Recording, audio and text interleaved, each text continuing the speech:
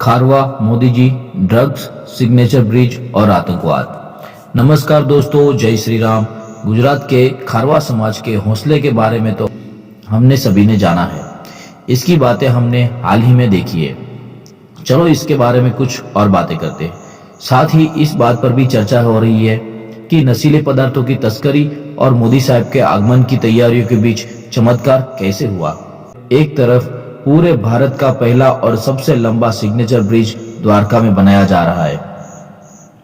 उनकी पहल और देश के प्रधानमंत्री नरेंद्र मोदी के आगमन की तैयारी चल रही है। 3000 से ज्यादा नावों को रोशनी से सजाया जा रहा है। कुछ समय पहले द्वारका द्वीप पर जाने के लिए नाव में सुरक्षा और क्षमता के ज्यादा यात्रियों को ले जाने के वीडियो भी सामने आए थे। सबके बीच मौजूद तैयारी के तहत 2 दिन पहले वेरावल की मछली पकड़ने वाली नाव से करीब 50 किलो का ड्रग्स जब्त किया जाता है। इसे तारीफ के तौर पर लिया जा सकता है, लेकिन इससे गंभीरता को नकारा नहीं जा सकता। सावधानी हटी, दुर्घटना घटी के मुताबिक अगर कोई घटना होती है तो नाव के मालिकों की सावधानी देश की सुरक्षा को लेकर अहम जिम्मेदारी निभा सकती है। खारवा समुदाय के कुछ जागरूक लोगों ने पुलिस को इसकी सूचना दी और नशीली दवाओं को जब्त करने में सफल रही, जिनकी अनुमानित कीमत 250 से 300 करोड़ के बीच बताई गई है। और आज फिर उससे भी ज्यादा 3000 मिलने के समाचार मिले हैं।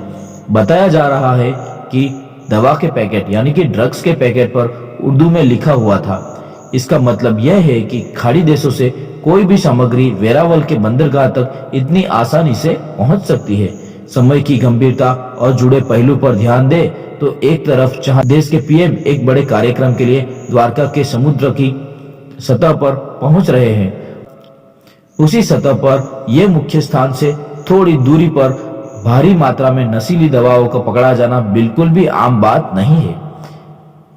भारत की शीर्ष बुद्धिमान सुरक्षा टीम इस मामले पर काम कर रही होगी, इसलिए हम रात को निश्चित होकर सो सकते हैं।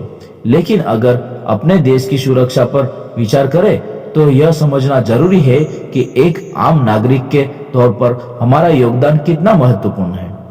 चंद रुपयों के लिए, चंद रुपयों की लालच में कुछ राष्ट्रद्रोही तत्वों को हमारी नावों में ऐसी राष्ट्र विरोधी गतिविधियों को अंजाम देने की सुविधा देना या ऐसे कृत्यों पर चुप रहना कितना उचित है।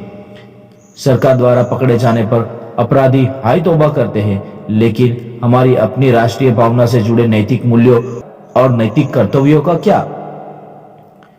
क्या देश के प्रति हमारा कोई कर्तव्य नहीं है? तब हमारा अपना परिचय भारत माता के पुत्र के रूप में देंगे ना। हम एक माँ के दूध के सामने उसके खून चूसने वाले बेटे के साथ ऐसा व्यवहार क्यों न करें? ये आजकल हमें खुद करना होगा मित्रों।